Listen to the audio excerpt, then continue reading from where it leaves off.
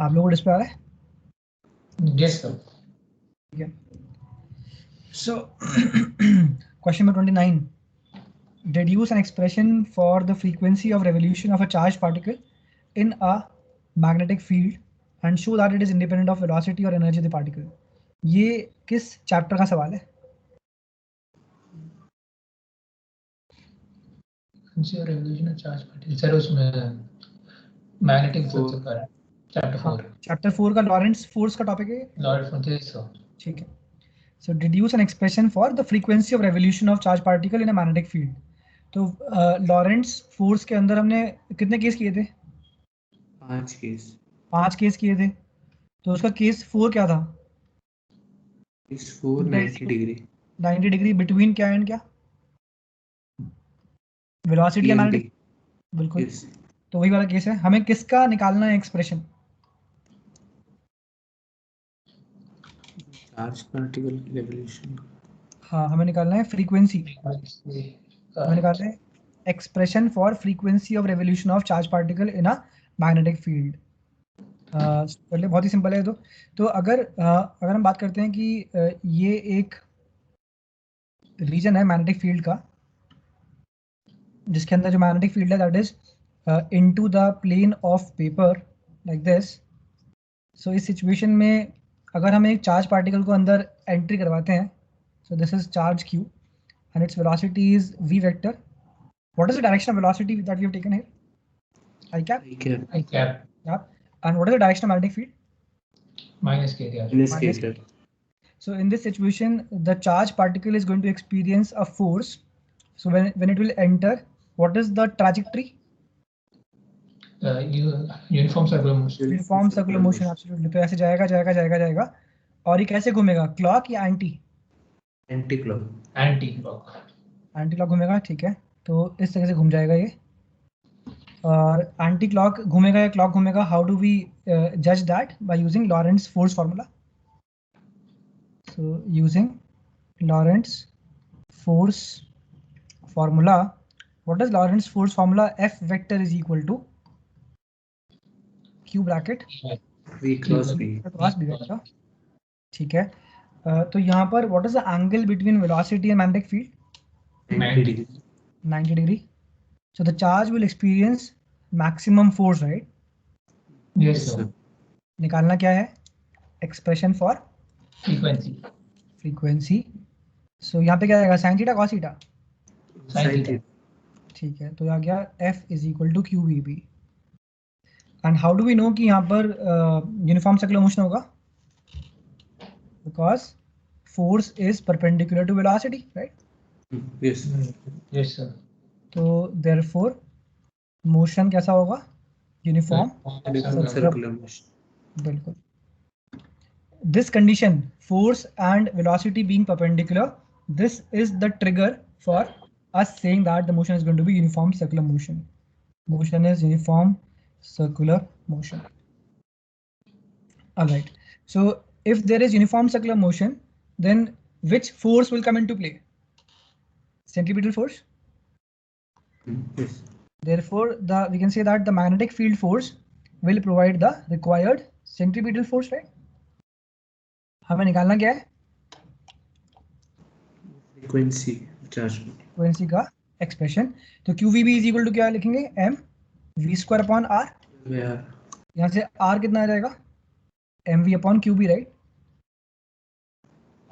yes. अब निकालना है हमें expression for frequency. What is frequency? Frequency is 1 upon time period. 1 upon time period. Yes. 1 upon time period. And what is time period? Time period is the time to time is distance. 1 second. Distance traveled in one revolution upon speed, right? Yes sir.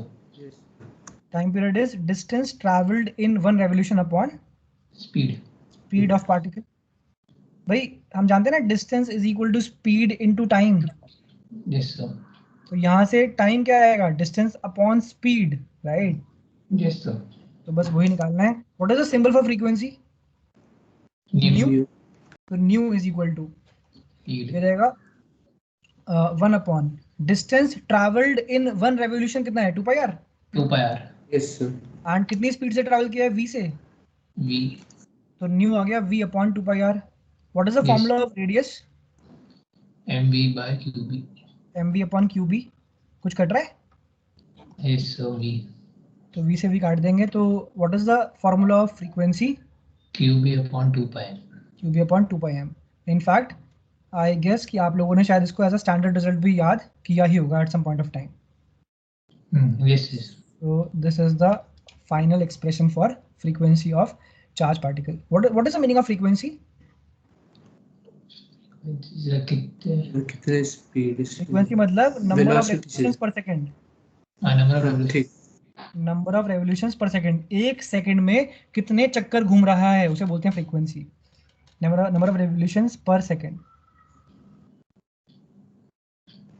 Okay. बोला है and show that it is independent of velocity or energy of the particle. तो यहाँ पे आप देख पा रहे हो कि ना तो इसमें velocity आ रही है ना यहाँ पे energy आ रही है, right?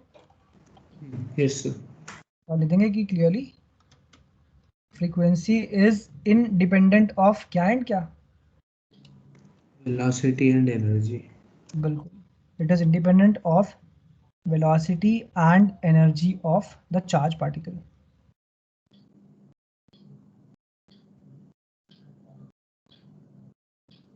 Clearly, frequency is independent of velocity and energy of the charge particle. So we can put this also in a box. कि भाई फॉर्मूले से एकदम साफ साफ नजर आ रहा है. Okay, let's go to the next one. B part में बोल रहा है draw a schematic sketch of a cyclotron. तो हमारे syllabus में है ही नहीं. So this is not in syllabus. चलते हैं आगे. So इसका और पार्ट करते हैं क्वेश्चन नंबर 29 का. क्या बोल रहा है draw a labeled diagram of a moving coil galvanometer. ये किस चैप्टर का है?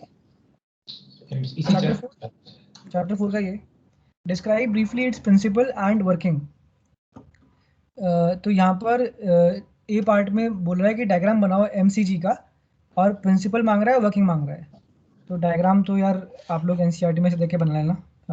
मैं शायद नहीं बना पाऊंगा अभी डायग्राम इसका. तो ए पार्ट में बोल रहा है diagram of moving coil galvanometer. Diagram of moving coil galvanometer. Diagram बनाने से पहले एक बात ये कर लेते हैं कि इसके अंदर कौन कौन से होते हैं इसके main parts. So main parts लिख लेते हैं पहले. तो मेन पार्ट्स क्या क्या होते हैं इसके? Magnetic pole pieces. Magnetic pole Copper pieces. coil. Yes. हाँ. Soft iron. Copper coil. Copper coil right. Soft iron core. Soft iron core के ऊपर ही लिपटी होती है. यस. और what is the shape of the soft iron core? Cylindrical.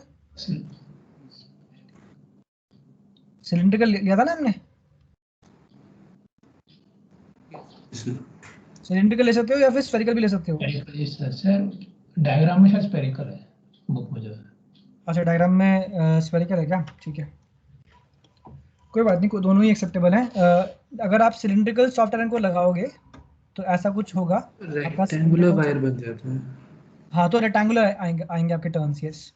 तो इसके ऊपर आप जब कॉपर की तार लपेटोगे तो आपके टर्न्स इस तरीके से आएंगे. बेसिकली आपकी जो कॉपर की वायर है वो इसके ऊपर आपने वाउंड करी है इस तरीके से. तो ऐसा दिखेगा.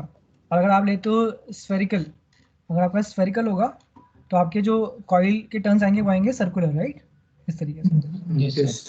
हमने अपनी कॉपर की वायर को सॉफ्ट आयरन कोर के ऊपर लपेटा है. अब depending on whether the soft iron core is cylindrical or spherical, the shape of the copper coil gets changed. We can, if you want rectangular coil, then we have to take a cylindrical soft iron core, and if we want a circular coil, then we should take a spherical soft iron core. And then what else do we have? Phosphor bronze strip. Yes. Phosphor bronze strip. यही है जो कि करती है provide restoring torque, है ना. ठीक है. So this is what we have. अब यहाँ पर अगर आप बनाते हो इसका top view, if you draw the top view of moving coil galvanometer, top view of moving coil galvanometer, तो इसके अंदर आप सिर्फ ये शो कर रहे होते हो कि आपके पास यहाँ पर जो है एक ये मैग्नेटिक पोल पीसेस हैं बेसिकली. जिनको हमने काटा है कॉनकेव सिलेंड्रिकल शेप में। सो ये जो है ये हो गया आपका नॉर्थ पोल, ये हो गया आपका साउथ पोल, और इसके बीच में आपने रख दिया यहाँ पर एक सॉफ्ट आयरन कोर, और इसके ऊपर आपने जो है कॉइल वाउंड कर रखी है लाइक दिस। सो इस तरीके से कुछ दिखेगा आपको। So this is the top view as seen from the top. So this is what we have. तो ये यहाँ पर जो मैग्नेटिक फील्ड होती है वो इस तरीके से कुछ जाती हुई दिखती है। मैग्नेटिक फील्ड लाइंस इस तरीके से जाती हुई नजर आती हैं, और इन्हें क्या बोलते हैं, कौन सी magnetic field? Radial magnetic radial field. Magnetic. Yes. So यहाँ पे आप लिख सकते हो figure radial magnetic field. Radial magnetic field का मीनिंग होता है that is theta is equal to 90 degree between m vector of coil and b vector। ये जो कॉइल का मैग्नेटिक डाइपोल मोमेंट है उसके बीच में और मैग्नेटिक फील्ड के बीच में जो एंगल है that is 90 degree in all orientations of coil.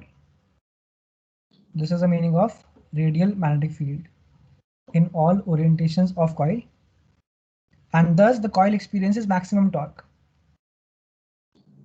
and thus the coil experiences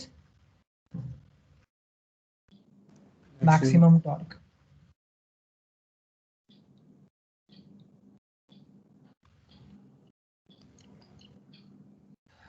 okay, so बात करते हैं इसके प्रिंसिपल की। So what is the principle of moving coil galvanometer? When a current carrying coil is present in a external uniform field, it experiences a torque which rotates the coil. बिल्कुल, जब भी ये current carrying coil को whenever a current carrying coil is placed in a uniform magnetic field, whenever a current carrying coil is placed in a uniform magnetic field, comma, the coil experiences the torque. It experiences a torque which tries to rotate it. इसके अंदर ये word बड़ा important है, कौन सा? Current. जब तक current नहीं होगा तब तक उसमें टॉर्क नहीं आएगा। So whenever a current carrying coil is placed in a uniform magnetic field, it experiences a torque which tries to rotate it. बस यही है principal of moving coil galvanometer. Yes, MCG। And बात करते हैं इसकी working की। तो working तो इसकी हमने पढ़ी थी कि जब इसके अंदर करंट फ्लो करता है तो लिखेंगे let I is equal to current entering the coil of MCG। जो MCG है, अच्छा MCG का यूज क्या होता है? To detect current. To detect and measure small current.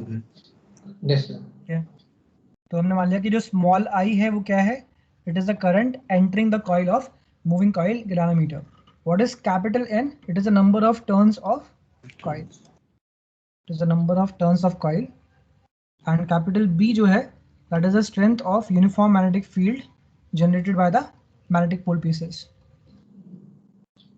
It is the strength of uniform magnetic field जो कि हमें मिल रही है obtained from magnetic pole pieces।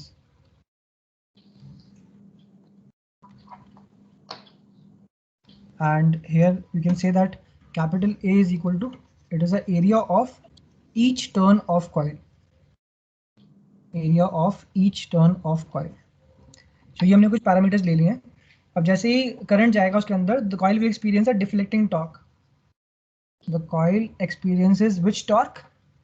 Deflecting torque. हाँ, the coil experiences a deflecting torque given by, what is the formula of torque in this chapter? M cross B। हाँ, तो ये जगह M vector cross B vector, and when we expand it we get sin theta cos theta? Sin theta। Sin theta, and theta is 90 degrees, right? Yes sir. Due to radial magnetic field। Theta is the angle between क्या and क्या? M vector and B vector. M vector of coil and B vector, yes। सो ये कौन सा torque है? This is the Deflecting torque. deflecting torque. Yes. So what is sin 90 degree? 1. 1. What is the formula of capital M? NIA. NIA. NIA. What is capital M? It is the magnetic dipole moment, right? Yes. It is the Magnetic dipole dipole moment. किसका? Coil का. Coil. Coil का. ठीक है. तो कितना आ गया deflecting torque? NIAB. NIAB. तो इस टॉर्क की वजह से कॉइल घूमती है. लिखेंगे कि due to the deflecting torque, comma, the coil rotates by angle theta. तो थीटा एंगल से कॉइल टर्न हो गई. फिर लेते हैं कि let small K is equal to क्या? Restoring torque per unit twist. Restoring torque Per unit per unit twist in the phosphor bronze strip. जो फॉस्फोर ब्रॉन्ज स्ट्रिप है वो एक हाईली इलास्टिक मटेरियल रहता है. तो जैसे ही उसमें एक ट्विस्ट आया, उसने एक रिस्टोरिंग टॉर्क प्रोड्यूस किया अपने अंदर.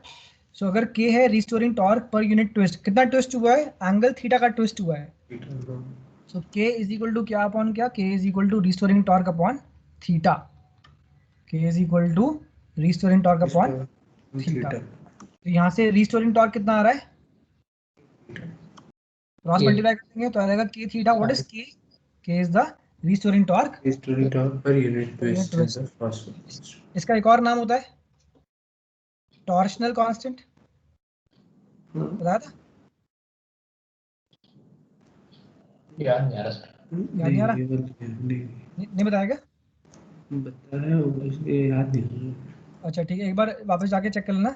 इसका एक और नाम होता है टॉर्शनल कांस्टेंट. एग्जाम में न्यूमेरिकल में बता सकता है कि फॉस्फोर ब्रॉन्ज स्ट्रिप का टॉर्शनल कांस्टेंट दे रखा होगा, तो समझ जाना कि K दे रखा है. ठीक है. Yes. ठीक है. तो हमने कौन कौन से टॉर्क निकाल लिए हैं? Reflecting और torque. restoring. बिल्कुल. डिफ्लेक्टिंग टॉर्क कितना आया? NIAB. NIAB. और रिस्टोरिंग टॉर्क कितना आया? K5. K थीटा कर लेते हैं. K theta. तो- सर. तो कह देंगे कि in equilibrium. NIAB is K theta. बिल्कुल. तो वहीं पे हमको मिलती है reading. In equilibrium the deflecting torque will be equal to the Restoring torque. Restoring torque. तो यहाँ से आ जाएगी हमारी governing equation of moving coil galvanometer. So which is NIAB. What is N? Number of Number of turns. turns of the Number of coil. turns of coil. What is capital A? Area of. Area of each turn of coil. What is capital B? Strength of magnetic field. field. तो I कितना आ जाएगा? I आ जाएगा K upon नैब into theta. Yes sir. यहाँ पे जो K upon नैब है इसको हम कैपिटल G बोल देते हैं. तो let K upon NAB is equal to capital G, जिसे हम बोलते हैं गैल्वेनोमीटर कांस्टेंट. क्या बोलते हैं? Galvanometer constant. Galvanometer constant. तो फॉर्मूला क्या आ जाएगा? I is equal to G theta. Yes sir. I is equal to G theta. तो यहाँ से हम देख पा रहे हैं कि करंट जो है थीटा के प्रोपोर्शनल है. I is proportional to theta, यानी कि जितना करंट जाएगा उतना ज़्यादा डिफ्लेक्शन पैदा होगा. तो हम बोल पा रहे हैं कि क्लियर लिख लेंगे यहाँ पर clearly the amount of deflection of coil.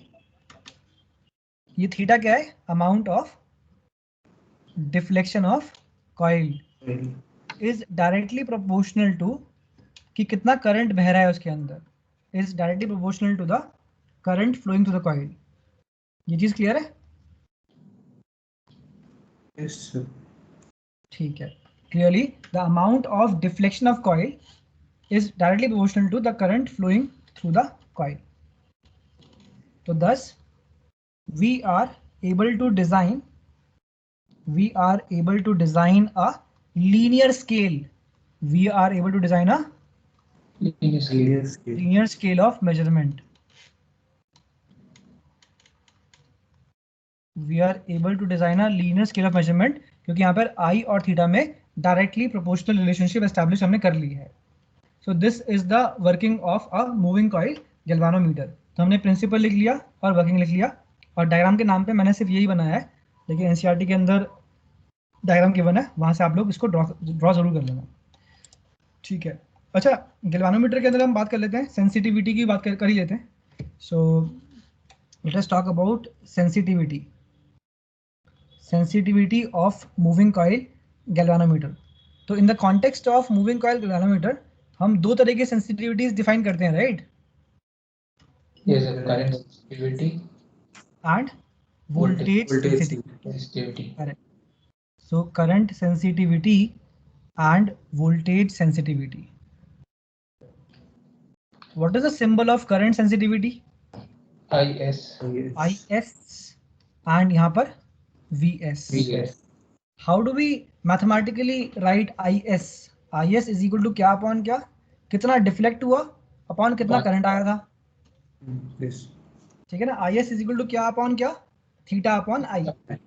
VS is equal to theta upon V. ठीक है, तो ये हो गया आपका बेसिक फॉर्मूला। करंट सेंसिटिविटी होता है IS is equal to क्या, थीटा अपॉन I. तो what is the unit of theta, radian, Radians. And I is in Ampere. Ampere. तो यानी कि the SI unit of current sensitivity is Radians per ampere. Radian पर ampere, yes. And यहाँ पे क्या होगा, यहाँ पे हो जाएगा रेडियन, ये हो जाएगा वोल्ट, क्या आएगा, रेडियन पर। सो SI unit of voltage sensitivity is radian पर वोल्ट। फाइन। अब बात आती है कि क्या इनके कोई और फॉर्मूले हम बना सकते हैं? ऑफ कोर्स बना सकते हैं। क्या हम जानते हैं कि NIAB इज इक्वल टू क्या, K थीटा। theta. क्या मैंने K5 पढ़ाया था, थीटा पढ़ाया था? K5 अच्छा, K5 पढ़ाया था क्या? अच्छा, ओके, कोई बात नहीं। तो वो शायद इसलिए बताया होगा क्योंकि थीटा दो बार आता है ना इस टॉपिक के अंदर, इस वजह से शायद किया होगा कि यहाँ पे भी थीटा है, बट यहाँ पे थीटा मैंने जानबूझ के लिखा ही नहीं इस वजह से, 90 डिग्री की वजह से। चलो कोई बात नहीं। सो यहाँ पे NIAB अगर K थीटा है, तो यहाँ से अगर हम टर्म्स की शिफ्टिंग करेंगे तो देख पा रहे हैं कि NAB अपॉन K कितना आ जाएगा, theta upon I. So this is the other formula for current sensitivity. So IS का सेकंड फॉर्मूला क्या आ गया, NAB upon K. NAB अपॉन K. So what is the first formula of IS? Theta upon I. Theta upon I. And second formula NAB by K. NAB अपॉन K. ये जो V है, this is the voltage across coil, this is the voltage across coil. ये जो coil है, coil किस चीज की बनी हुई है, कॉपर की। तो आ जाएगा V is equal to I into resistance of galvanometer coil, I into RG। What is RG? RG is the resistance of galvanometer coil. कितना होता है नियरली ये? 10⁻³ नहीं, इतना कम कैसे हो सकता है? इसका रेसिस्टेंस बताया था ना कि जनरली 1 ओम से लेकर 100 ओम के बीच में होता है। तो जो रेसिस्टेंस होता है गैल्वानोमीटर कॉइल का, टिपिकली वो 1 से 100 ओम के बीच में लाई करता है। तो VS का सेकंड फॉर्मूला क्या आ जाएगा, थीटा अपॉन IRG। अब ये जो थीटा अपॉन I दिख रहा है इसके अंदर आपको, ये तो IS है, तो देखा IS upon RG। Yes, sir. क्योंकि थीटा अपॉन I क्या होता है, IS होता है। अब IS का दूसरा फॉर्मूला क्या है, NAB by K. NAB अपॉन K, तो याद रहेगा NAB अपॉन K RG। Yes, sir. Yes. बहुत बढ़िया। तो इस तरीके से हमने वोल्टेज सेंसिटिविटी के कितने फॉर्मूले लिख लिए, 4। पहला क्या था, थीटा अपॉन V, दूसरा थीटा अपॉन IRG, तीसरा IS upon RG, and fourth one is NAB upon KRG। ठीक है। अब ये बताओ कि ये जो फॉर्मूला है, क्या इसको देख के हम बता सकते हैं कि VS और IS में कैसा रिश्ता है? Yes, sir. Yes. VS is equal to IS upon RG जो लिखा हुआ है, यहाँ से बोल सकते हैं कि VS is proportional to IS। Yes, sir. But ये बात इट इज हाँ इट इज नॉट नेसेसरी, ठीक है ना, इट इज नॉट नेसेसरी। ऐसा दिखता तो है कि IS और VS डायरेक्टली प्रोपोर्शनल है, बट ये बात आप स्टैंड अलोन नहीं बोल सकते, आपको इसको नजरअंदाज नहीं करना, ठीक है ना। आरजी बड़ा इंपॉर्टेंट है। तो वीएस और आईएस डायरेक्टली प्रोपोर्शनल होते हैं क्या हमेशा? नहीं नहीं, अच्छा नहीं, ये बात ध्यान रखनी है, ठीक है। Now let us go back to the second question.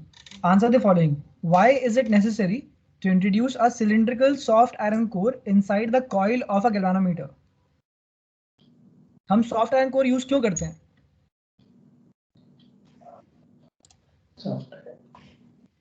ये बोल रहा है कि हमने soft iron core यूज बढ़ाने के लिए।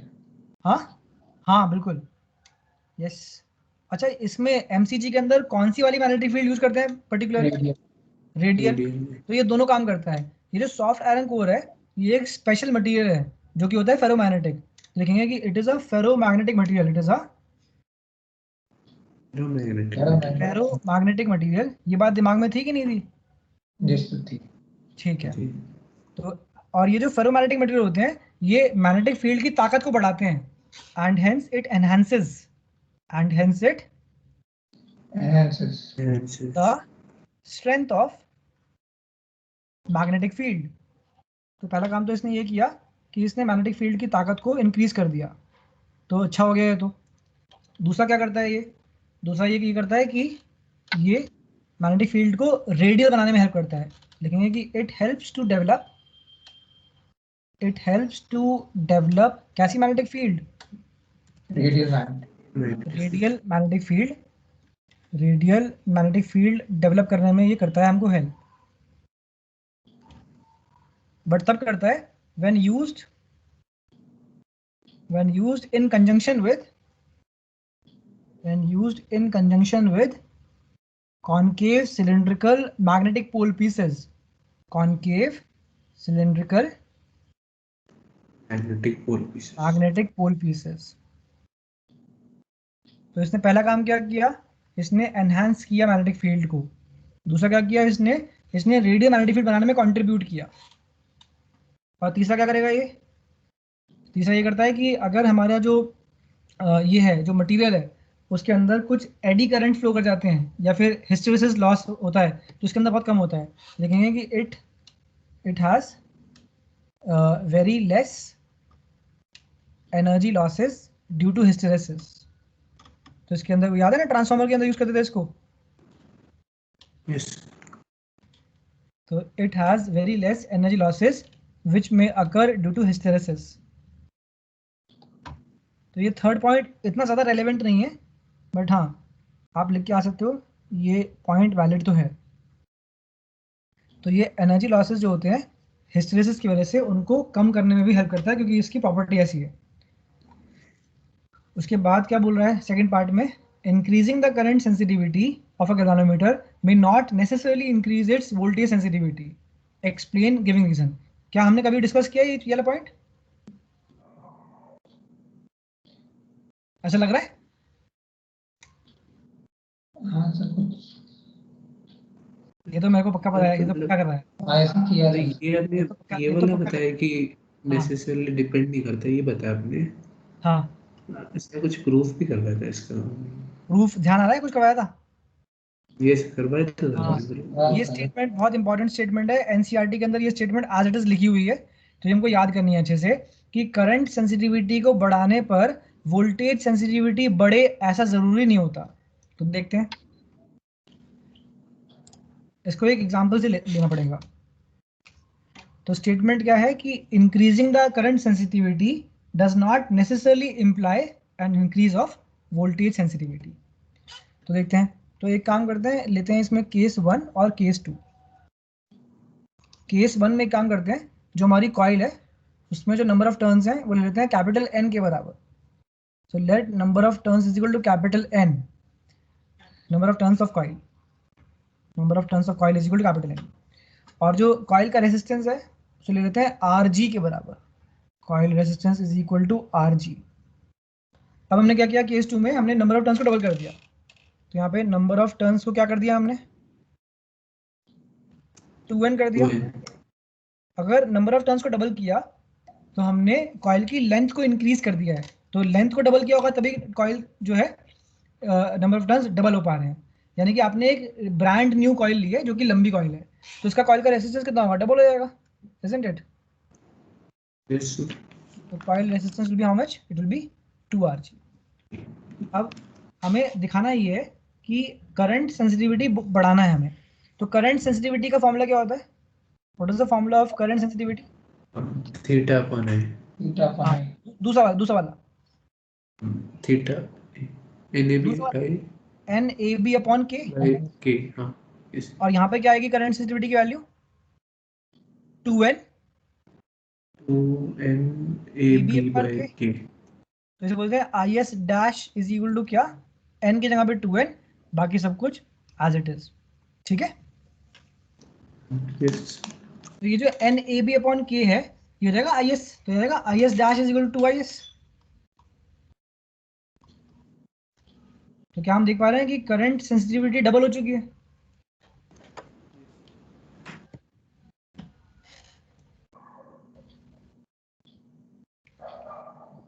अब बात करते हैं वोल्टेज सेंसिटिविटी की. What is the formula of voltage sensitivity in terms of current sensitivity? अच्छा current sensitivity IS IS upon V. हाँ, RG. यही है फॉर्मूला जो कि बहुत ही मिसलीडिंग होता है ना? Yes sir. हाँ, तो आप इनफैक्ट लिख भी लो कि this is a misleading formula. इसको देख के हमको भटकना नहीं है. ये क्या बोल रहा है कि VS और IS डायरेक्टली प्रोपोर्शनल होते हैं, जो कि हमेशा ट्रू हो ऐसा नेसेसरी नहीं होता. तो इस पे आते हैं. तो वोल्टेज सेंसिटिविटी होता है VS इज इक्वल टू क्या अपॉन क्या? IS upon RG. अब यहाँ पे देखते हैं वोल्टेज सेंसिटिविटी. अच्छा, क्वेश्चन समझ में आ गया कि नहीं आ गया? क्वेश्चन क्या बोल रहा है कि करंट सेंसिटिविटी बढ़ने पर वोल्टेज सेंसिटिविटी बढ़े ऐसा नेसेसरी नहीं होता. VS डैश बोलते हैं is equal to current sensitivity upon नया वाला रेजिस्टेंस. करंट सेंसिटिविटी कितनी हो चुकी है? 2IS. Yes. और नया रेजिस्टेंस कितना है? 2RG. तो ये आ Yes. गया IS अपॉन RG. Yes. तो क्या हम देख पा रहे हैं कि जो नई वाली वो है वो पुरानी वाली के बराबर आ गई. Yes, sir. तो यानी कि यहाँ पे हमने ये ऑब्जर्व किया कि even though the current sensitivity got doubled, the voltage sensitivity remained same. ठीक है, लिख सकते हो कि thus an increase in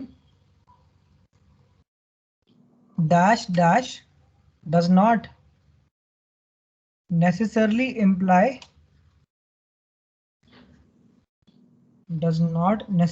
imply an dash in dash dash. बताओ क्या आएगा?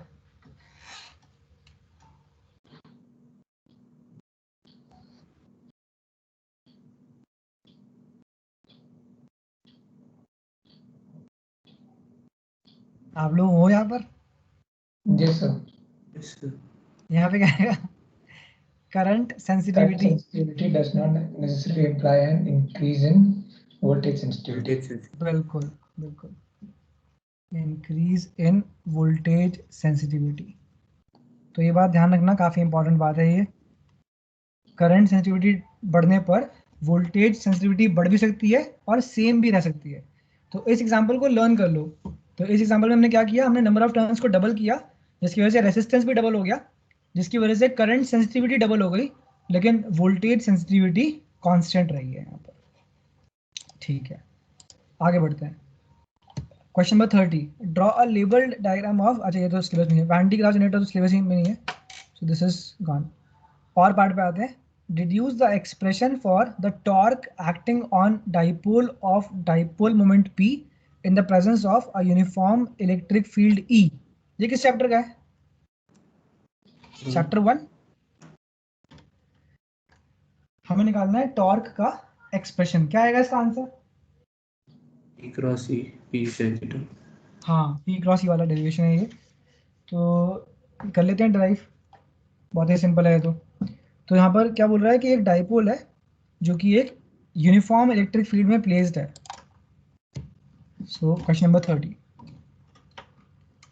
जब हमने ये डेरिवेशन करी थी तो हमने इलेक्ट्रिक फील्ड की डायरेक्शन क्या ली थी? Along y axis. Minus हाँ ठीक है along y axis ली थी, हाँ along g cap direction, yes. और यहाँ पर आप ड्रॉ कर लो 5 इलेक्ट्रिक फील्ड लाइंस इस तरीके से, just to have symmetrical figure. और यहाँ पर हमने क्या प्लेस कर रखा है, एक electric dipole. So this is the plus Q charge and this is the minus q charge.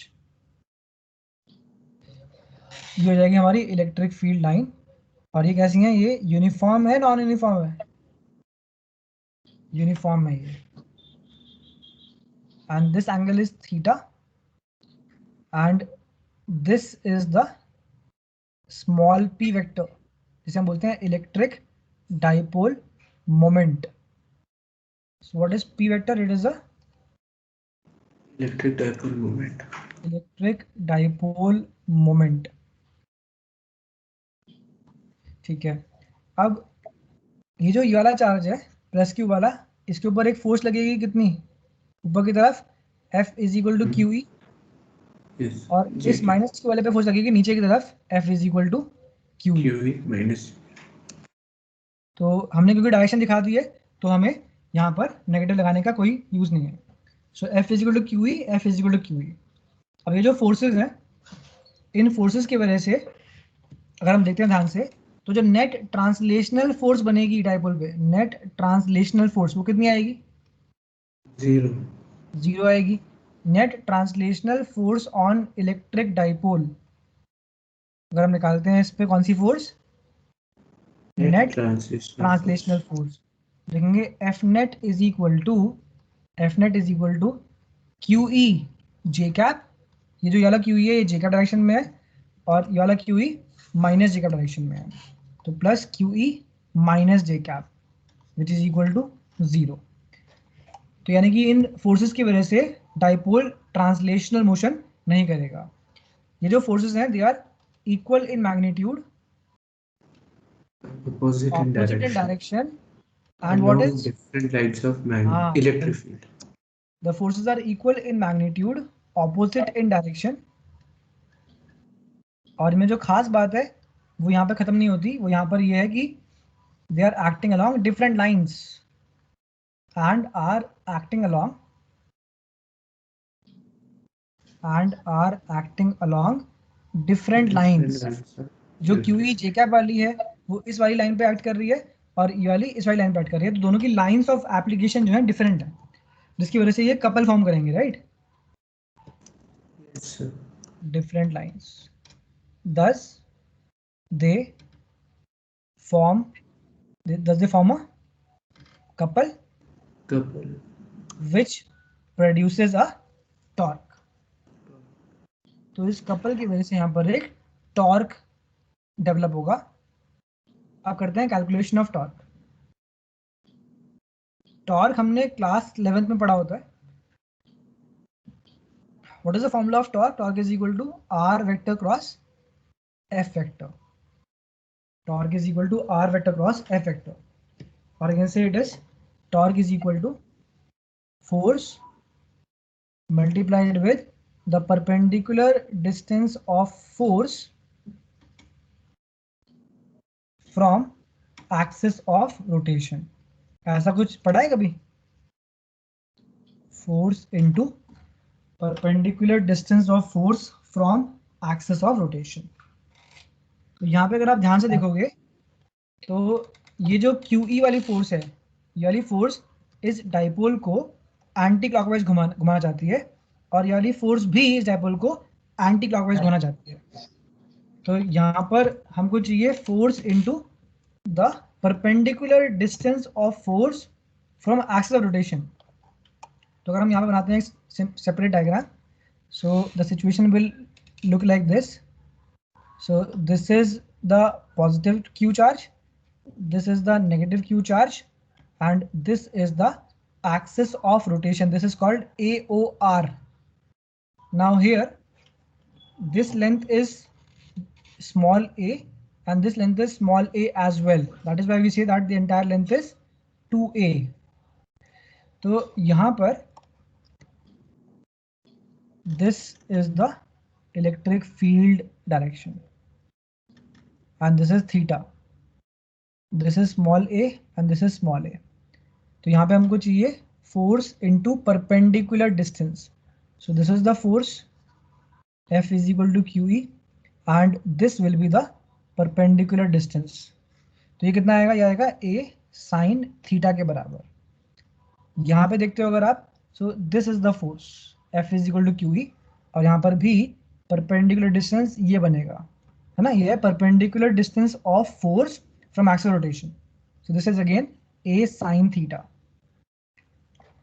सो यहाँ पर आ जाएगा QE into A sin theta plus QE into A sin theta. ये दो बार क्यों लिखा हमने? क्योंकि दो फोर्स हैं। बनेगा 2QE into A sin theta. What is Q into 2A? This is P। So torque हो जाएगा, इसको ऐसे लिखते हैं Q into 2A into E sin theta. Kevin आया होगा शायद। कहाँ पे आया? तो उसका वीडियो बहुत लैग कर रहा था तो उसने बोला। अच्छा ये आ रखा है यहाँ पे।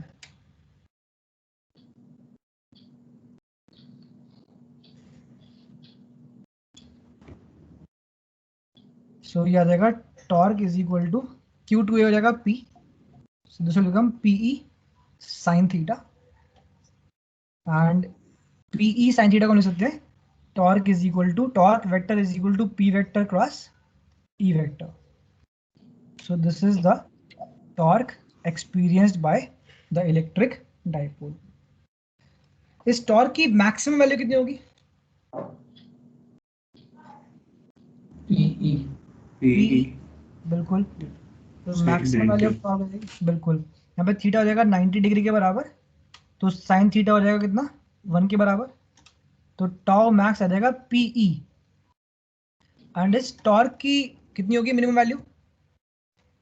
0, क्योंकि टॉर्क एक वेक्टर क्वांटिटी है ना, माइनस में लोगे तो फिर से मैक्सिमम वैल्यू आ जाएगी वो। अच्छा ठीक है। हाँ, तो वो एक्चुअली सेंस को डिनोट करेगा। तो theta is equal to 0 degree या फिर theta is equal to 180 degree पर हमें मिलेगी टॉर्क की मिनिमम वैल्यू, जो कि कितनी होगी? 0 के बराबर। अब ये जो theta is equal to 0 degree है इसे बोलते हैं stable equilibrium, right? And theta is equal to 180 degree को बोलते हैं अनस्टेबल इक्विलिब्रियम। ये जो स्टेबल और अनस्टेबल इक्विलिब्रियम है ये बहुत इंपॉर्टेंट टर्म्स हैं चैप्टर 1 में से। तो स्टेबल इक्विलिब्रियम क्या होता है? Theta is equal to 0 degree किसके बीच में है? P वेक्टर और E वेक्टर के बीच में। तो this is the electric field and theta 0 degree है, यानी कि यहाँ पर होगा आपका प्लस Q चार्ज, यहाँ पर होगा आपका माइनस Q चार्ज, जिसकी वजह से ये हो जाएगा आपका इलेक्ट्रिक डाइपोल मोमेंट। जो P वेक्टर होता है वो हमेशा माइनस से प्लस की तरफ होता है। अनस्टेबल में ये आपका इलेक्ट्रिक फील्ड है as usual and this minus the configuration will get swapped, so this will be plus Q charge and this will be minus Q charge. So this time P vector is going to be opposite to the direction of electric field। दोनों ही cases में क्या चीज common है? Torque is 0 and these are equilibrium positions। so equilibrium का meaning होता है physics में net force 0, net torque 0। so these are all equilibrium positions। okay, चलते हैं आगे। B part.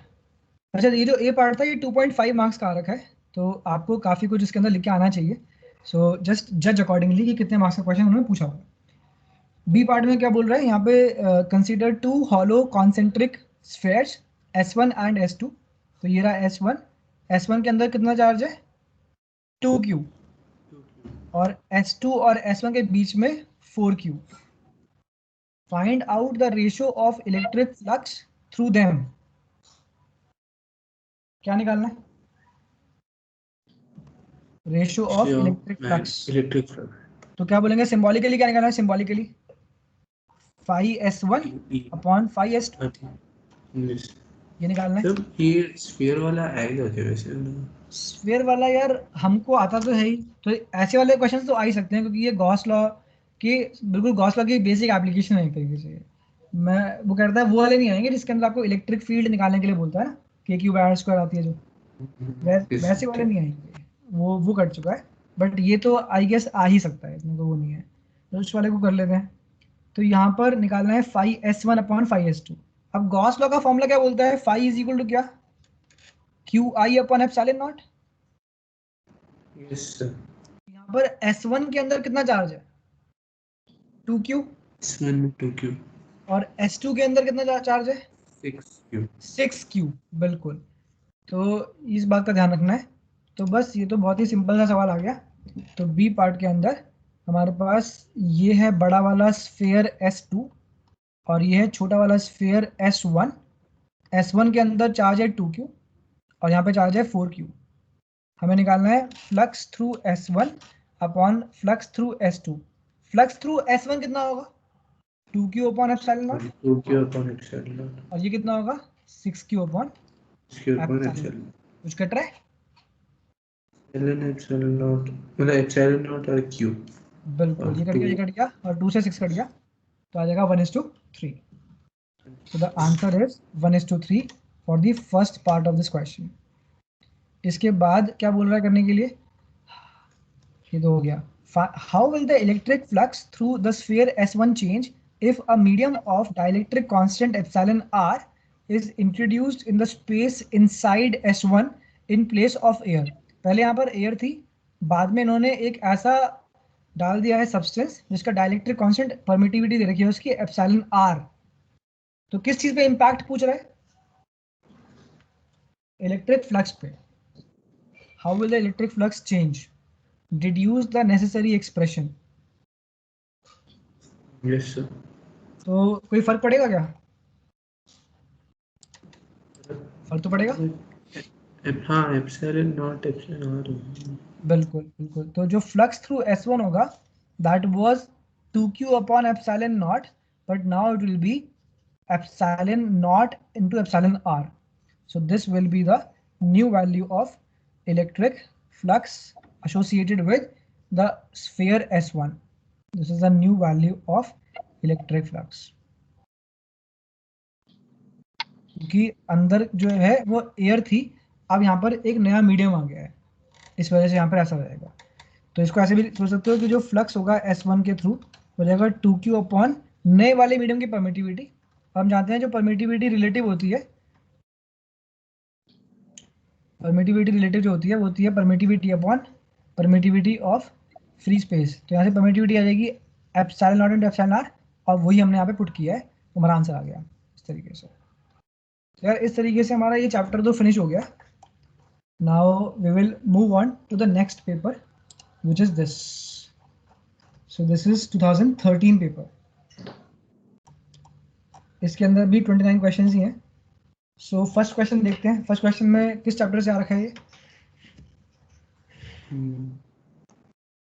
This is from chapter number 2, right. Yes sir.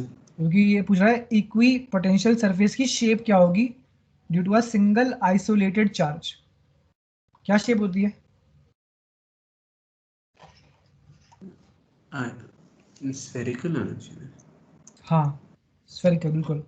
So question number 1 की अगर हम बात करते हैं, तो अगर हमारे पास एक आइसोलेटेड पॉइंट चार्ज है, लेट अस से Q, तो इसकी वजह से अगर R डिस्टेंस पे आप बनाओगे कोई भी इमेजिनरी स्फीयर, तो इसके ऊपर कितना होगा पोटेंशियल। अगर मान लेते हैं रेडियस R1 है, तो कितना पोटेंशियल होगा हर जगह पे, ये होगा V1 इज इक्वल टू के क्यू अपॉन R1। अगर आप बनाओगे R2 रेडियस का, तो कितना होगा, के क्यू अपॉन r2। बिल्कुल, तो जगह V2 इज इक्वल टू के क्यू अपॉन R2। तो हम देख पा रहे हैं कि जो हमारे पास आइसोलेटेड पॉइंट चार्ज है उसकी वजह से जो इक्वी पोटेंशियल सरफेसेस आ रहे हैं वो आ रहे हैं कॉन्सेंट्रिक स्फीयर्स। तो आंसर आ जाएगा concentric spherical surfaces, concentric spherical surfaces with the charge at the center. Family of concentric spherical surfaces with the charge at the center. Question number 2 किस chapter का है?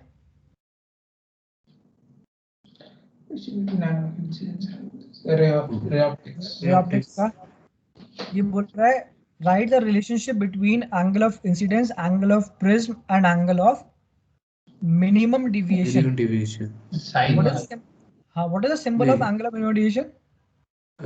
Delta. mu नहीं delta. Angle of minimum deviation का symbol होता है delta में. Yes. बोल रहा है इन तीनों में क्या रिश्ता होता है? y माइनस है. बिल्कुल, बस वही पूछ रहा है. तो क्वेश्चन नंबर 2 हम बोलेंगे डेल्टा मिन इज इक्वल टू क्या होता है 2i माइनस a. ये फॉर्मूला लिखवाया था हम लोगों ने, लिखा था. Yes sir. What is capital A? It is the Angle of prism. angle of prism. What is I? I is the angle of incidence. Incidence, or we can say angle of emergence also, right? Yes. जब minimum deviation मिलता है तो दोनों angles equal होते हैं. This is angle of incidence और angle of emergence. Third question तो displacement current का है, छोड़ दो इसको. फोर्थ क्वेश्चन किस चैप्टर का है? Dual nature. डुअल नेचर के अंदर ग्राफ बनाए थे हमने बहुत सारे, है ना? यहाँ पे ग्राफ बना हुआ है, उसमें y एक्सिस पे करंट है, photo current, photo electric current, और x एक्सिस पे कलेक्टर प्लेट और एमिटर प्लेट के बीच का पोटेंशियल डिफरेंस प्लॉट कर रखा है इन्होंने. आइडेंटिफाई करने हैं the pairs of curves that correspond to different materials but same intensity of incident radiation. कितने कर्व हैं? 4 कर्व्स हैं. 1 2 3 4 नाम है उनका. कह रहा है ऐसे पेयर्स आइडेंटिफाई करके बताओ जिनका मटेरियल डिफरेंट हो और इंटेंसिटी सेम हो.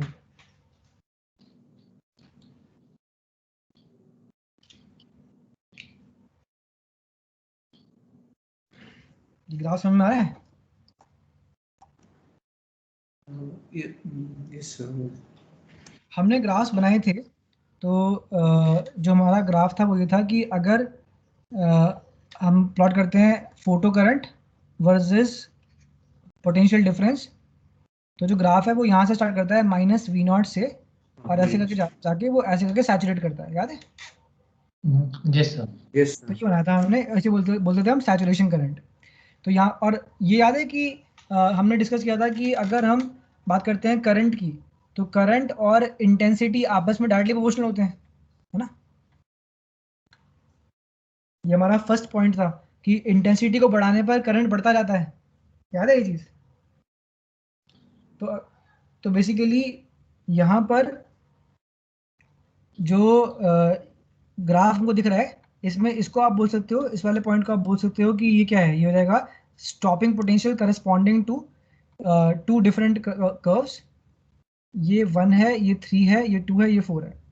तो इसको बोलते हैं माइनस का वी नॉट, यहाँ बोलते हैं माइनस का we not dash.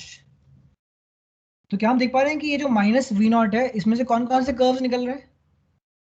Curve 4 and curve 3. और माइनस वी नॉट डैश में से कौन कौन से कर्व्स निकल रहे हैं? कर्व 1 और कर्व 2. बिल्कुल. तो ये जो है 1 और 2 यहाँ से निकल रहे हैं, और यहाँ से 3 और 4 निकल रहे हैं. तो हमें कौन से आइडेंटिफाई करने हैं? हमें ऐसे पेयर्स आइडेंटिफाई करने हैं जिनका इंटेंसिटी सेम है.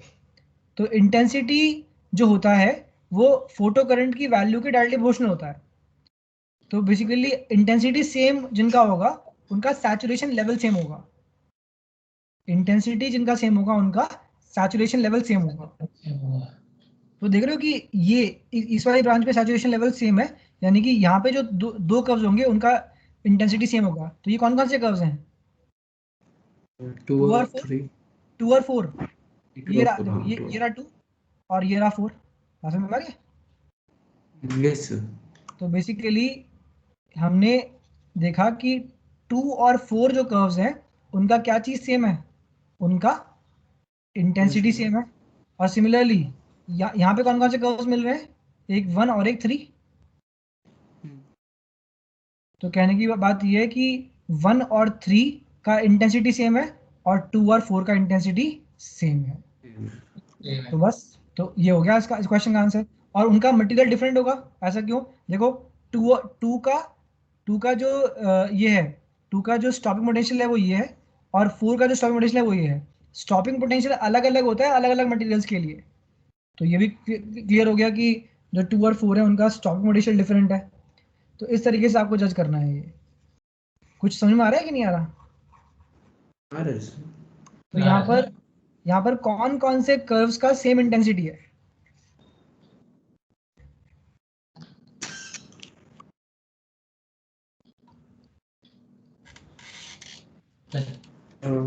इंटेंसिटी 1 एंड 3 का सेम इंटेंसिटी है। और हाँ, तो बस इस तरीके से लिख के आना है आपको आंसर। 1 और 3 का सेम इंटेंसिटी है, 2 एंड 4 का भी सेम इंटेंसिटी है। और 1 एंड 3 में क्या चीज डिफरेंट है? डिफरेंट मटेरियल है। कैसे पता लगा कि डिफरेंट मटेरियल है? क्योंकि उनके स्टॉपिंग पोटेंशियल अलग अलग है और इनके लिए भी डिफरेंट मटेरियल है। ये क्वेश्चन कभी किया है इससे पहले ऐसा कुछ?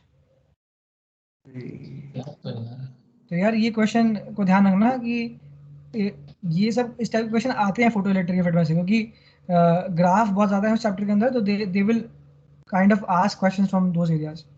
सो इस क्वेश्चन का आंसर क्या आ गया? 1 एंड 3 एंड 2 एंड 4 लिख लेते हैं इसको। तो कर्व 1 एंड 3 का क्या सेम है? इंटेंसिटी सेम है। कैसे पता लगा? ओके, सैचुरेशन पॉइंट सेम है दोनों। Because they have same saturation current.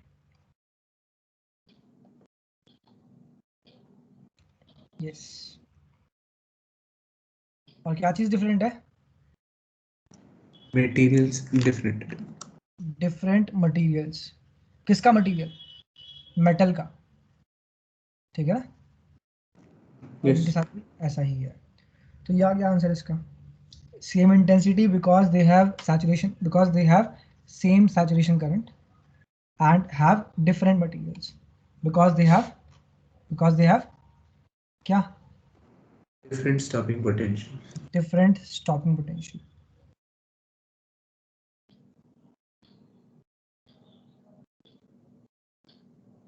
इसके बाद चलते हैं क्वेश्चन नंबर 5 पे। क्वेश्चन नंबर 5 के बोला which of the following waves can be polarised. Situation तो कट चुका है।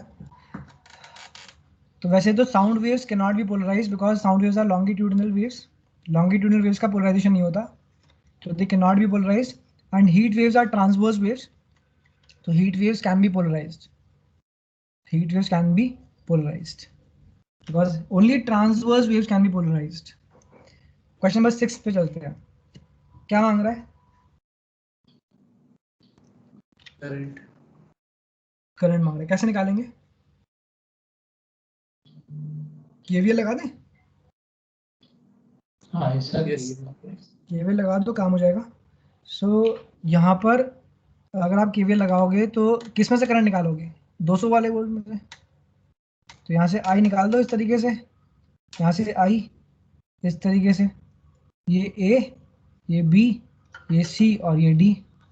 तो क्या लिखेंगे equation?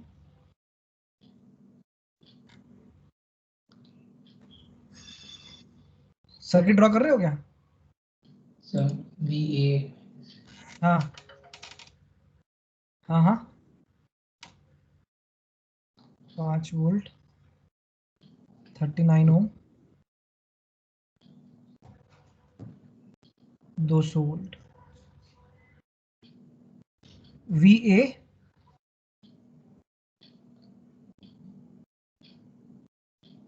Plus 200 plus 200 minus plus 339 I 39 I minus 5 minus 5 is equal to V A. तो वी ए से वी ए कट जाएगा। क्या निकालना है? आई निकालना है। So 39 I will be equal to 195। 195 I So is I equal will to 5 ampere. आ रहा है 5 एम्पियर? Yes sir. ठीक है, तो ये सिंपल केवीएल का सवाल उन्होंने दे दिया यहाँ पर। Question number 7, which of the following substances are paramagnetic, ये तो कट चुका है सिलेबस में से।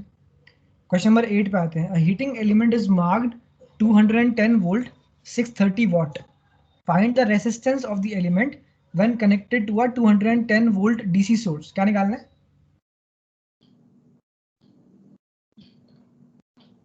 रेजिस्टेंस, रेजिस्टेंस निकालना है। Power, So what is the formula of power? V, कौन सा वाला चाहिए? P is equal to P is equal to V square upon R. Yes हमें R निकालना है, तो R is equal to V square upon P. V कितना है? 210. 210 तो 210 into 210 upon कितना पावर है? 630 630 watt. So 630. तो R is equal to कितना आ जाएगा? 0 से 0 कट जाएगा। 70 ओम आ रहा है, ठीक है। Yes sir. ठीक है, तो यहाँ पर हमने कौन सा फॉर्मूला यूज किया? P is equal to V square upon R. ये तो क्लास 10th के लेवल का सवाल है। Question number 9, an ammeter of resistance 0.6 ohm can measure current up to 1 ampere. Calculate the shunt resistance required. ये किस chapter का है? Chapter 4। Chapter 4, conversion of G to A वाला है ना। सो यहाँ बता रहा है कि एक एमीटर है जिसका रेजिस्टेंस है 0.6 ओम और वो नाप पाता है 1 एम्पियर तक का करंट। शंट रेजिस्टेंस निकालना है जिससे कि वो क्या नाप पाए? 5 एम्पियर का करंट। तो ये जो आपको एमीटर गिवन ना, ये इसे galvanometer, just read it like a galvanometer only. तो आप बोलोगे कि एक गैल्वानोमीटर है जिसका रेजिस्टेंस है 0.6 ओम और उसका जो वो है फुल स्केल डिफ्लेक्शन करंट वो 1 एम्पियर है। आपको शंट रेजिस्टेंस निकालना है। What is the formula of shunt resistance? S is equal to, याद है, RG IG upon I minus IG। Yes sir. So वो क्या नाप पाता था? 1 एम्पियर। और हम क्या चाहते हैं, कितना नाप पाए वो? 5 ampere. So question number 9, basically हमारे पास जो एमीटर है उसको आप गैल्वानोमीटर मान लो। कितना रेजिस्टेंस है उसका? 0.6 ओम। और कितना करंट नापा था वो? 1 एम्पियर। अब आपने क्या किया? आपने उसके पैरेलल में क्या लगा दिया? एक शंट रेजिस्टेंस लगा दिया, कैपिटल S। और अब ये बन चुका है एमीटर जो कि क्या नाप पाएगा? 5 एम्पियर्स। तो ये हो गया 5 एम्पियर्स। अभी भी इसके अंदर 1 एम्पियर ही जाएगा और इसके अंदर जाएगा 4 एम्पियर। व्हाट इज द, हमें निकालना क्या है? हमें निकालना है शंट रेजिस्टेंस और ये हो गया आपका 0.6 ओम। अब using the property of parallel branches क्या लिखेंगे? Voltage across the branches will be same. तो 1 into 0.6 is equal to 4 into S। तो S आ जाएगा 0.6 अपॉन 4। कितना आ रहा है ये?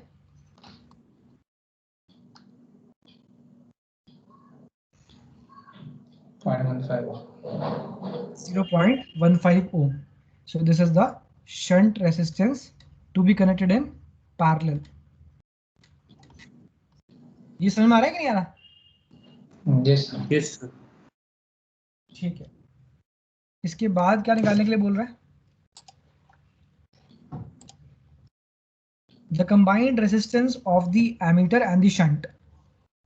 Combined resistance of ammeter and shunt.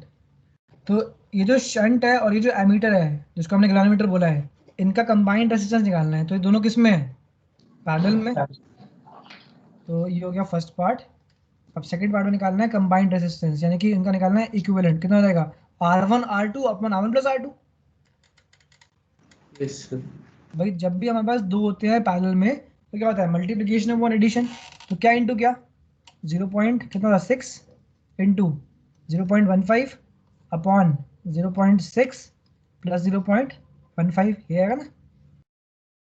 तो आएगा 0.6 इंटू 0.15 अपॉन क्या? 0.6। 0.75. So 0.6 upon 5.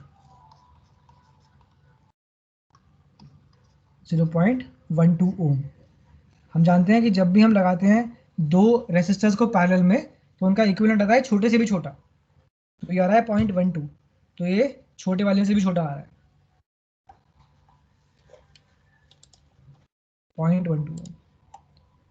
क्वेश्चन नंबर 10 ए पार्ट में मांग रहा है आपसे necessary conditions for the phenomena of total internal reflection to occur. तो पहली कंडीशन क्या होती है?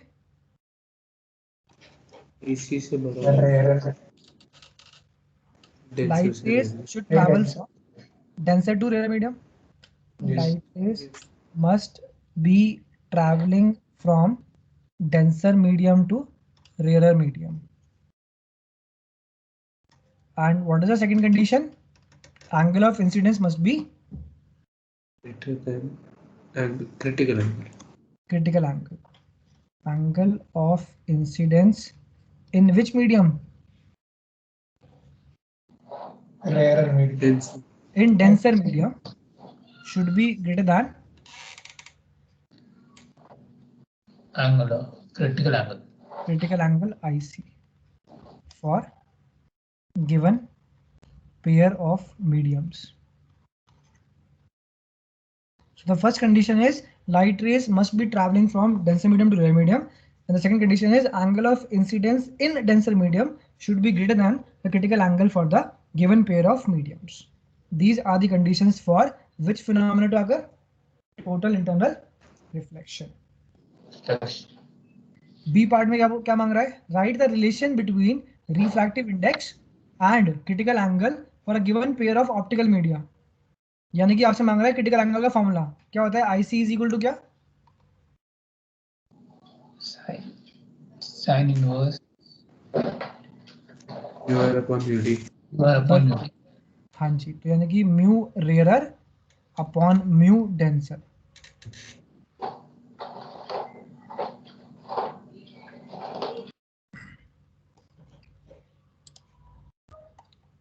इलेवेंथ किस चैप्टर का है?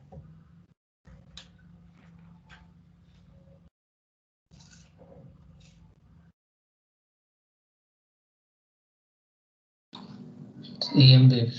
EM waves. ये कह रहा है कि एक EM वेव है जो कि ट्रैवल कर रही है with velocity v is equal to v I cap, यानी कि ये जा रही है x डायरेक्शन में. Draw a sketch showing the propagation of EM wave indicating the direction of oscillating electric and magnetic field. हम जानते हैं कि EM वेव के अंदर oscillating electric field, oscillating magnetic field होती है, right? Yes, sir. Yes, sir. क्या हमें याद है कि EM वेव की जो डायरेक्शन होती है वो डायरेक्शन कैसे मिलती है हमें? How do we get the direction of propagation of EM wave? Cross product of हाँ E- हाँ E vector and B vector. बिल्कुल. The direction of EM wave is along E vector cross B vector. ये point लिखा था हमने properties of EM waves के अंदर, है ना? Yes, sir. Yes, sir. इस क्वेश्चन में क्या दे रखा है कि वेलोसिटी कितनी है? V is equal to V I cap. तो वेलोसिटी दे रखी है किसकी? EM wave. EM वेव की. अगर EM वेव की वेलोसिटी आई कैप में है यानी कि EM वेव जा रही है आई कैप डायरेक्शन में, यानी कि हमने समथिंग क्रॉस समथिंग किया और क्या पाया? आई कैप पाया. Yes, sir. यानी कि J cap cross K cap किया होगा. Yes, sir. बहुत बढ़िया. तो यहाँ से हमको अंदाजा लग गया कि electric field is oscillating along the Y direction, right? Yes, sir. And magnetic field is oscillating along the Z axis. Z axis. हमें क्या ड्रॉ करना है? हमें EM वेव का स्केच ड्रॉ करना है और जिसमें हमको दिखाना है direction of oscillating electric field and direction of oscillating magnetic field. Magnetic field. तो बहुत ही आसान है. अब तो जब हमको पता चल चुका है कि इलेक्ट्रिक फील्ड y एक्सिस में ऑसिलेट कर रही है और मैग्नेटिक फील्ड z एक्सिस में ऑसिलेट कर रही है, so now we can just draw it. So इसको ड्रॉ करने के लिए आप थोड़ा सा चेंज करोगे अपना वो, तो आप ऐसे ड्रॉ कर सकते हो कि लेट अस से this is the y axis and this is the z axis. अगर हमने z को यहाँ पे दिखाया है, y को यहाँ पे दिखाया है, तो मैं ना यहाँ पे नहीं दिखा रहा x को, मैं दिखा रहा हूँ x को यहाँ पे. ये हो गया एक्स एक्सिस। हमारी जो EM वेव है वो कहाँ जा रही है? X एक्स में, axis. एक्स में जा रही है। So this is the direction of propagation of क्या? EM wave. EM wave. कैसे पता लगा कि वो यहाँ जा रही है? V is equal to V I का। Yeah. ठीक है, हमारी जो ये है क्या नाम है इलेक्ट्रिक फील्ड, उसके ऑसिलेशंस कौन सी डायरेक्शन में है?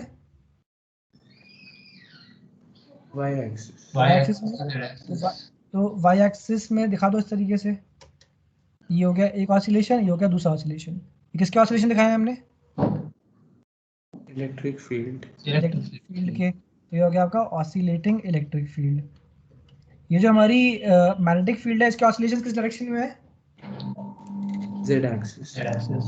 Z एक्सिस के अलॉन्ग। तो इसके ऑसिलेशन दिखाने के लिए जो है आपको प्रेफर करना चाहिए कि आप किसी और कलर के पेन से बनाने का। तो इसको ब्लैक से दिखाया अगर, तो उसको ब्लू से दिखा देते हैं। सो वो जेड में करेगी, तो वो इस तरह से करेगी। सो साइन कर्व भी होते हैं ये, ठीक है ना। तो जैसे साइन कर्व लाइक दिस। तो ये थोड़ा सा मैसी हो गया, तो समथिंग लाइक दिस बेसिकली। तो इस तरीके से। सो ये हो गया आपका ऑसिलेटिंग मैग्नेटिक। field. और इसके अंदर आप देख पा रहे हो कि ये जो है ये this is the amplitude of electric field, and ये जो आपको दिख रहा है यहाँ पर ये this is the amplitude of magnetic field. E not and B not. What is E not? Amplitude of electric field. Amplitude of electric field. And what is B naught? Amplitude of magnetic field. Amplitude of magnetic field. मेरा वाला diagram बहुत NEET नहीं बना है, it could have been better. I think मैंने X को थोड़ा ज़्यादा ही टेढ़ा ले लिया, इस वजह से ऐसा हो गया है। थोड़ा सा इसको पीछे की तरफ लेता ना, थोड़ा बेटर बनता है एक्चुअली। एक सेकेंड दोबारा ट्राई करता हूँ मैं। So this is the Y axis, sorry this is the Y axis, this is the Z axis, and this is the X axis. तो ये अगर वाई एक्सिस है, ये एक्स एक्सिस है, और ये आपका जेड एक्सिस है। तो एक काम करते हैं, पहले हम बनाते हैं जेड वाला। सो ये कौन है ये? Oscillating magnetic field. हाँ, ऑसिलेटिंग मैग्नेटिक फील्ड है ये, ठीक है। तो 1 2 और ये 3। और अब हम दिखाते हैं किसको? ऑसिलेटिंग इलेक्ट्रिक फील्ड को। इससे नहीं हो पाएगा ये। सो दिस इज लाइक दिस।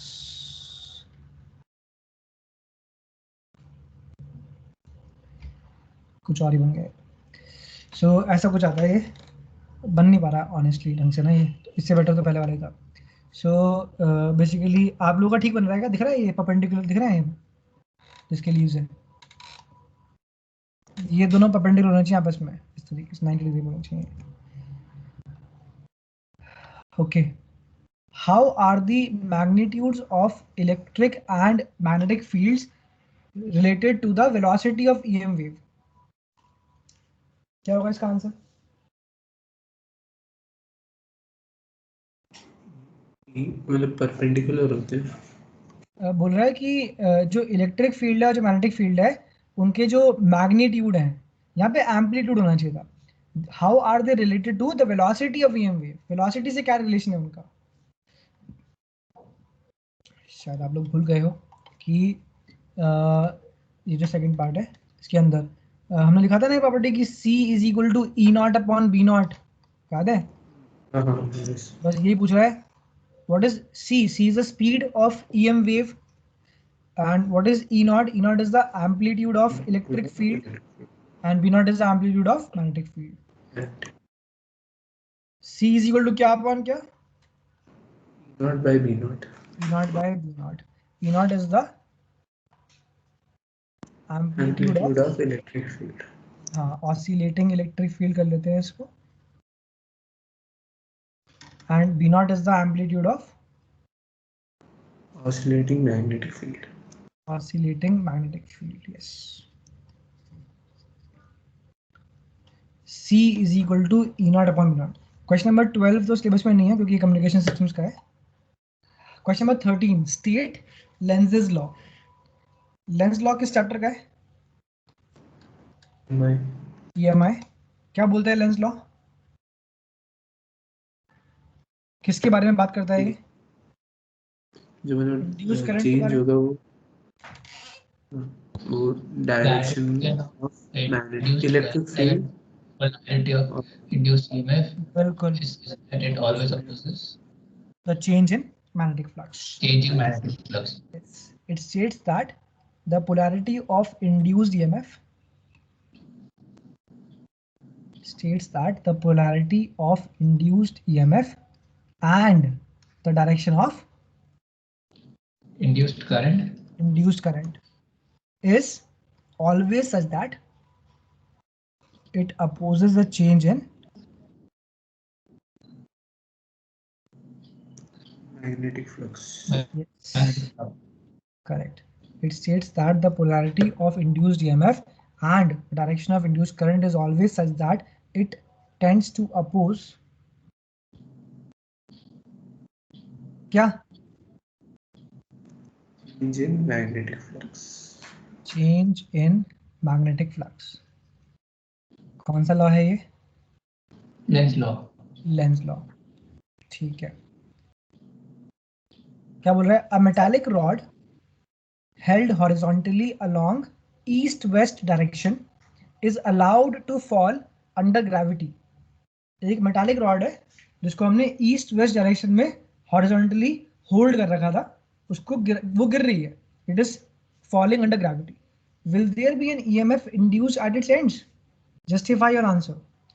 कल याद है, कल एक रॉड थी जो कि चल रही थी मैग्नेटिक फील्ड में.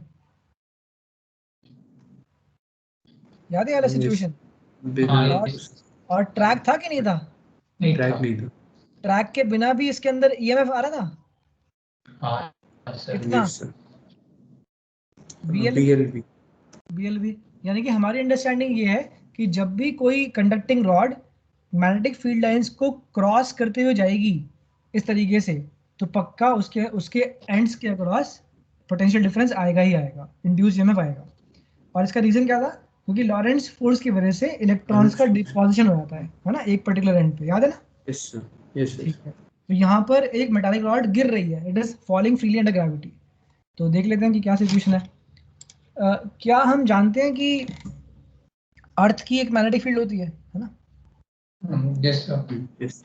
अच्छा, ये कौन सी डायरेक्शन है? ये ईस्ट है वेस्ट है ये वाली? Very waste. ये ईस्ट है. ये ईस्ट. Right side east.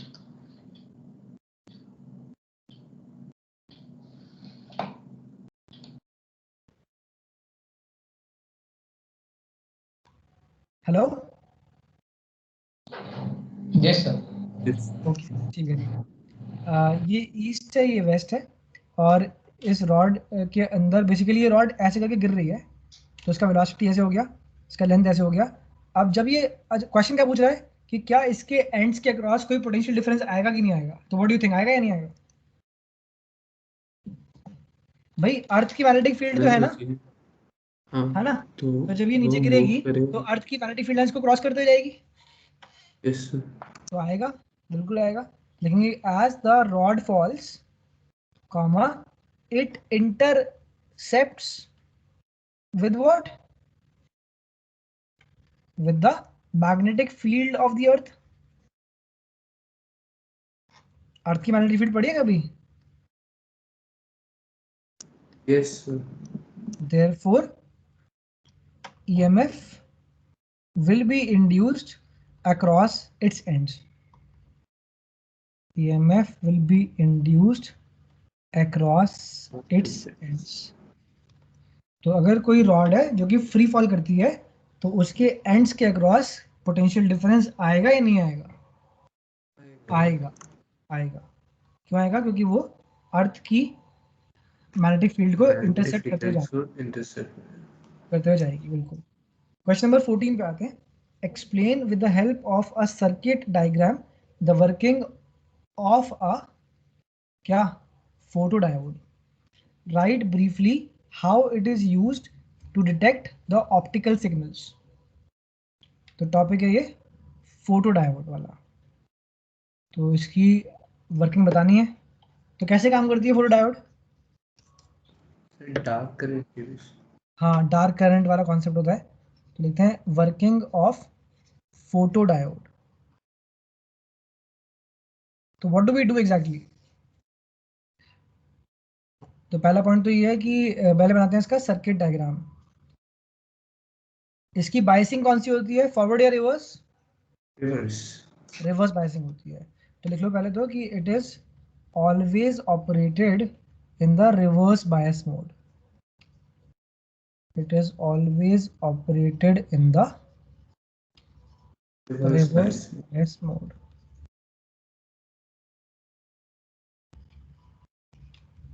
अब आते हैं इसका सर्किट डायग्राम। तो सर्किट डायग्राम में ये आपके पास एक है फोटो डायोड या फिर PN junction diode. What is this? This is the PN junction and this is the depletion layer. Plus plus plus plus minus minus minus minus, and there is an electric field over here is called junction electric field. Yes, EI vector. And here we have a transparent window. This is a transparent window so that light can fall and enter the depletion region. So this is the depletion layer. This is the depletion layer. This is the P side. This is the N side. P side has got large number of क्या holes, and N side has got large number of electrons. Topic क्या चल रहा है? Photo diode.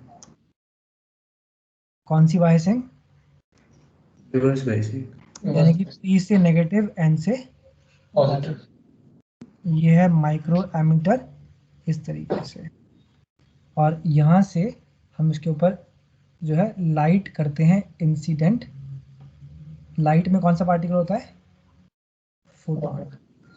तो light photons हम इसके ऊपर incident करते हैं। अब इसके अंदर क्या क्या होता है, कंडीशन क्या होती है, कब काम करता है ये? जो लाइट फोटॉन्स हम डाल रहे हैं उनकी एनर्जी है एच न्यू के बराबर।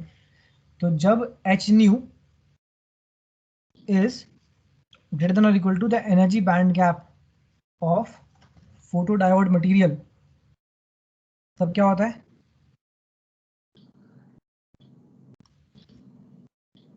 सब कुछ भूल गए हो क्या आप लोग? जब इससे ज्यादा हो तो मोमेंट ऑफ मतलब रिकॉम्बिनेशन होगा। Electron hole pair gets generated. Electron hole pair gets generated. अगर लाइट एनर्जी जो आपने लाइट डाली है उसकी एनर्जी अगर एनर्जी बैंड गैप से ज्यादा होती है या इक्वल होती है तो उस सिचुएशन में electron hole pair gets generated. I think it's been a while, ये सारी चीजें दिमाग से जा चुकी हैं कुछ कुछ हद तक, तो वापस लेके आओ इनको। Electron hole pair gets generated. तो हमने ऐसे पढ़ा था कि हमारे पास ये है भाई, डिप्लीशन लेयर में क्या होता है, उसमें होते हैं सिलिकॉन के atoms. So this is a silicon atom और silicon is a group 14 element, so it has got 4 valence electrons, right? तो जब आप यहाँ से डालोगे उसके ऊपर क्या, फोटोन, तो फोटोन की जब एनर्जी एच न्यू ज़्यादा है एनर्जी बैंड गैप से तो क्या करेगा, वो इस इलेक्ट्रॉन को बाहर निकाल देगा। और जब ये बाहर निकल जाएगा तो सिचुएशन कुछ ऐसी दिखेगी कि जो सिलिकॉन का एटम है, जो सिलिकॉन का एटम है, यहाँ पर तो इलेक्ट्रॉन है, यहाँ पर भी इलेक्ट्रॉन है, यहाँ पर भी इलेक्ट्रॉन है, बट यहाँ पर क्या रहेगा, होल, क्योंकि इलेक्ट्रॉन बाहर आ चुके। सो बेसिकली क्या हो गया क्रिएट, इलेक्ट्रॉन होल पेयर आ गया, राइट? बिल्कुल।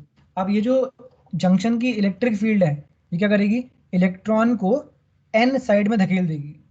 तो लिखेंगे कि due to the junction electric field, due to the junction electric field,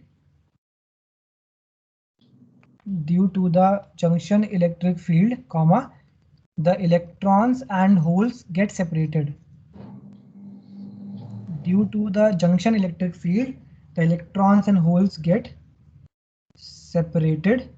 वो recombine नहीं कर पाते before recombining. the electrons and holes get separated before recombining. तो जंक्शन की जो इलेक्ट्रिक फील्ड है उसने क्या किया, इलेक्ट्रॉन को और होल को सेपरेट आउट कर दिया. तो इसकी वजह से क्या होता है, इलेक्ट्रॉन्स पहुंच जाएंगे एन साइड में एकदम कॉर्नर पे और होल्स पहुंच जाएंगे पी साइड के कॉर्नर पे. तो लिखेंगे कि thus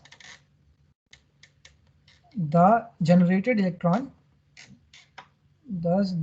generated electrons reach the n side and contribute in current. ये करंट बनाने में कंट्रीब्यूट करते हैं, contribute in current.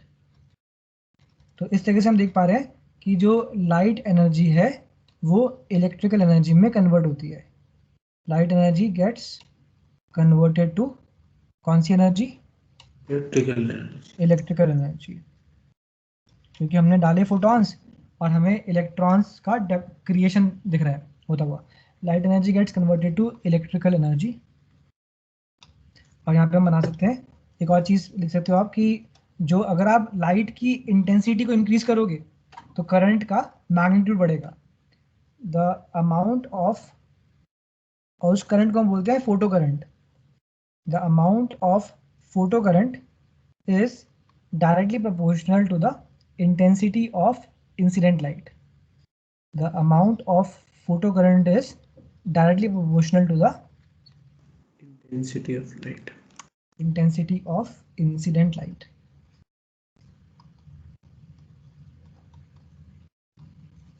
And we can draw the this thing, the characteristics of photodiode.